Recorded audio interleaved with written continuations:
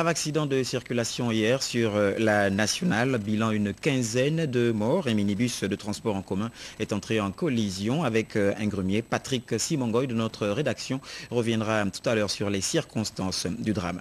Ali Bongo Ondimba à Port-Gentil ce matin. Le chef de l'État est allé lancer les travaux d'agrandissement de l'aéroport de Port-Gentil en vue de sa mue en aéroport international. Et puis dans ce journal également ce grand ouf de soulagement des populations d'Awenge 2. Elles circuleront désormais en toute quiétude, même en saison des pluies.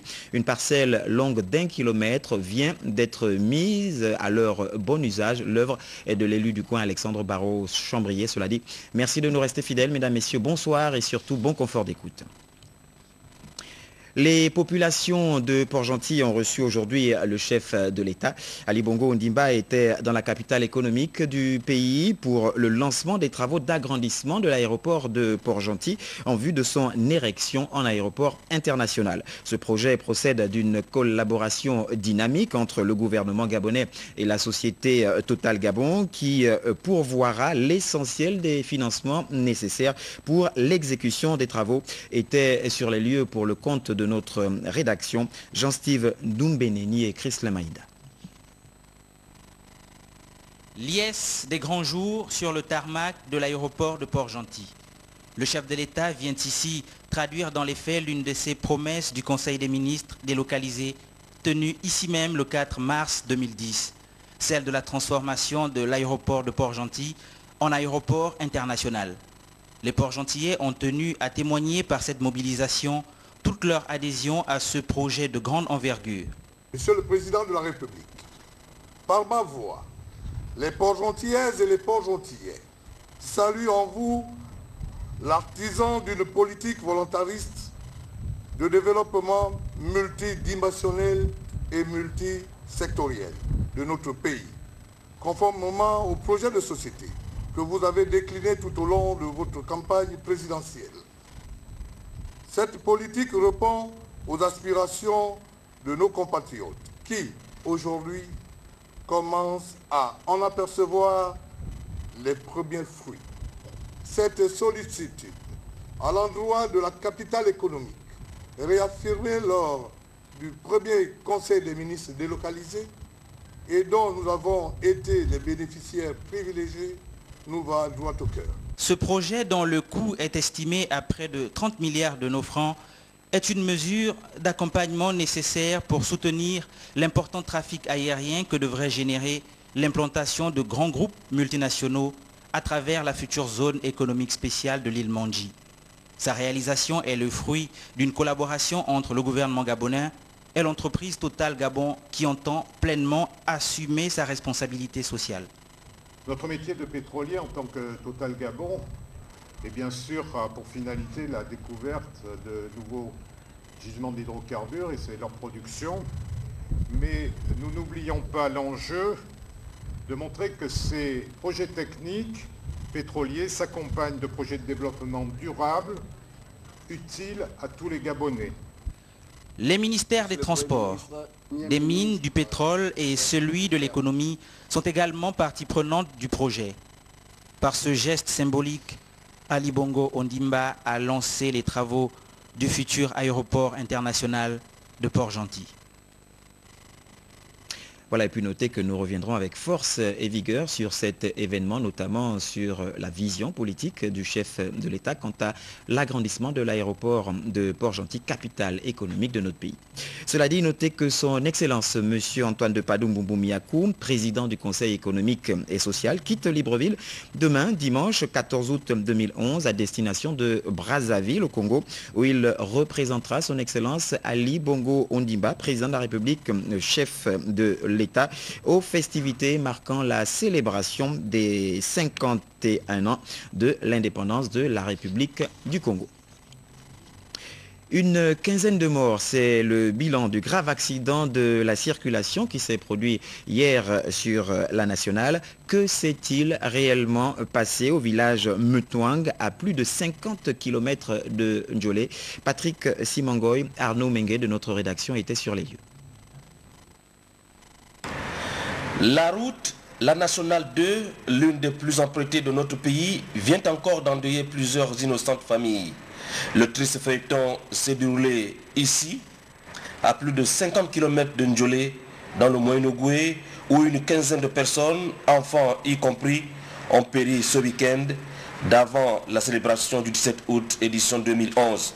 Le bus de la compagnie Bitam Express, en partance pour Libreville, a terminé sa folle course contre ce grumier roulant dans le sens inverse.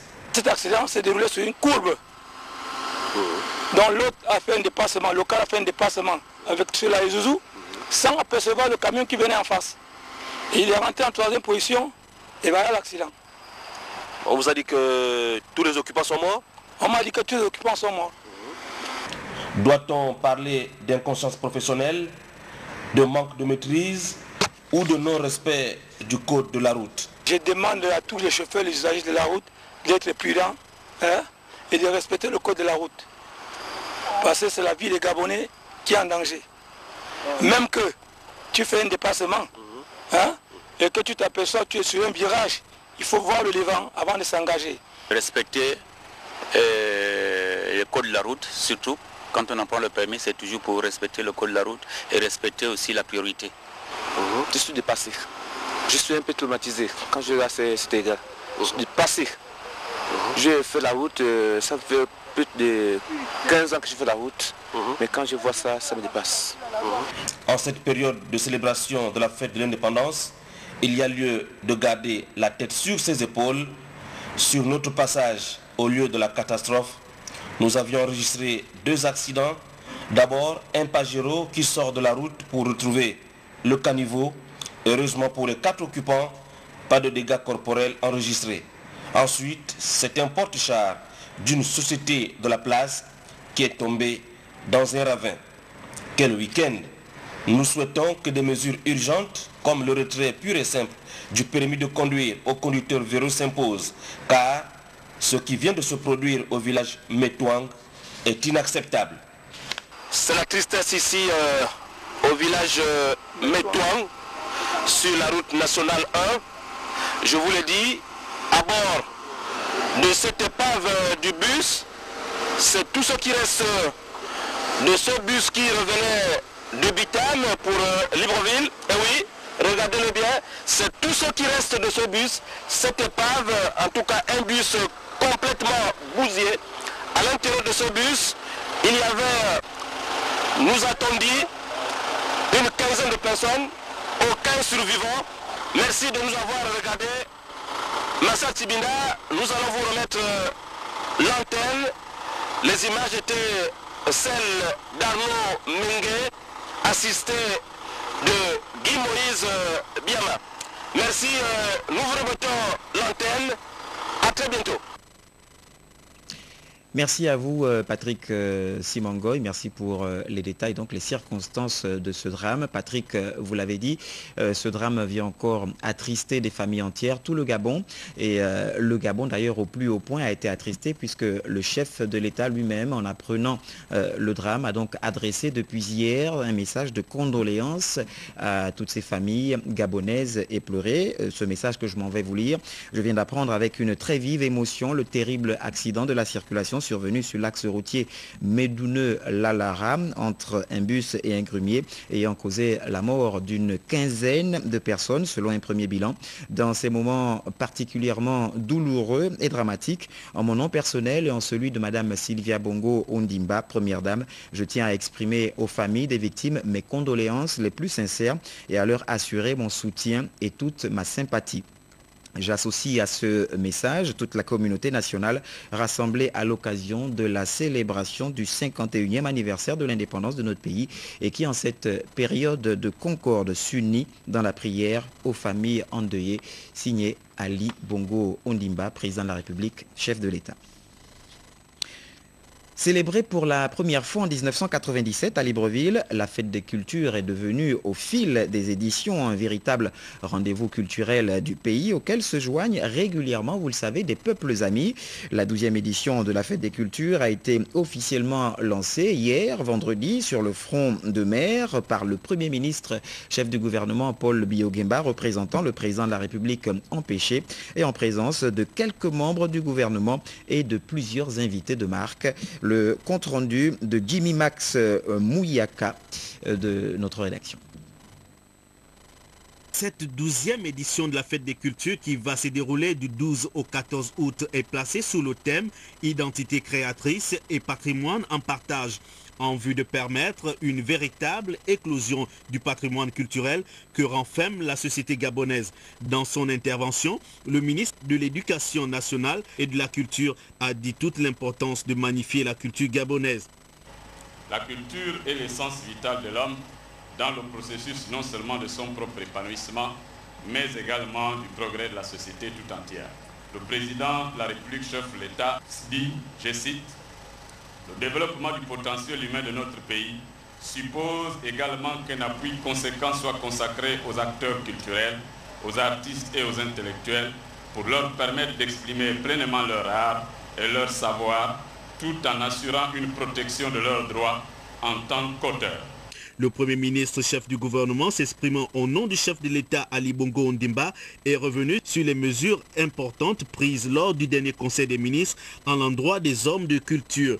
Le potentiel économique des industries culturelles que le Gabon émergent envisage de mettre en œuvre à partir de maintenant et progressivement pourrait être augmenté.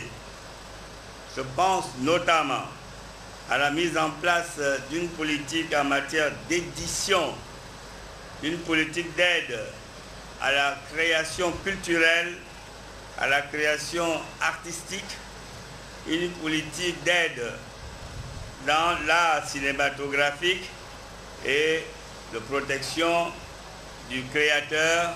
Juste après le défilé des groupes socioculturels venant de toutes les provinces du pays ainsi que les communautés étrangères vivant au Gabon, la deuxième phase a été consacrée aux expositions d'objets d'art et autres mettant en exergue la culture nationale.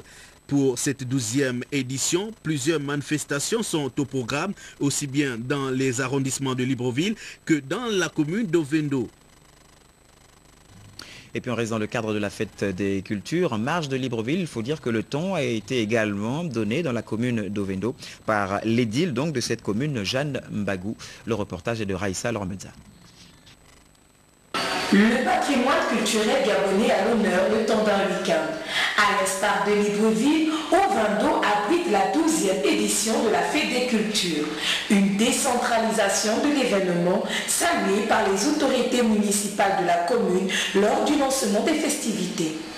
Le gouvernement de la République, en décidant de décentraliser la Fête des Cultures, voudrait impliquer davantage les collectivités locales pour permettre ainsi une participation accrue des populations qui vivent dans nos cités et pour lesquelles il importe de faire développer des formes d'échange, de partage, afin de promouvoir le vouloir vivre ensemble et une culture de paix. Je voudrais, au nom du conseil municipal et de l'ensemble du personnel municipal, commencer par remercier particulièrement Monsieur le Président de la République, chef de l'État, dont la sauvegarde et la promotion de notre patrimoine culturel constituent un objectif majeur pour ne pas laisser se volatiliser notre identité dans les apports extérieurs incontrôlés. À cet effet, je remercie tous les Ovendois, acteurs et spectateurs, ainsi que les communautés amies, de se approprier cette idée en se retrouvant autour de cette fête des cultures. Le thème retenu cette année est « Identité créatrice et patrimoine en partage ». Dans les conditions qui s'y prêtent, Ovendois et Ovendoises pourront jusqu'à ce dimanche renouer avec la tradition. Voilà, actualité oblige, nous vous promettions tout à l'heure de revenir avec force et détails sur l'événement du jour, le lancement donc des travaux de modernisation de l'aéroport de Port-Gentil, la capitale économique. Voici le regard de nos confrères de la presse présidentielle. Qui est arrivé à l'aéroport international Liomba cet après-midi. Le chef de l'État rentre de Port-Gentil où il a procédé au lancement officiel des travaux de réhabilitation de l'aéroport. L'acte de ce samedi est la concrétisation d'une promesse du numéro 1 de la République. Il participe à la mise en œuvre de sa politique de développement.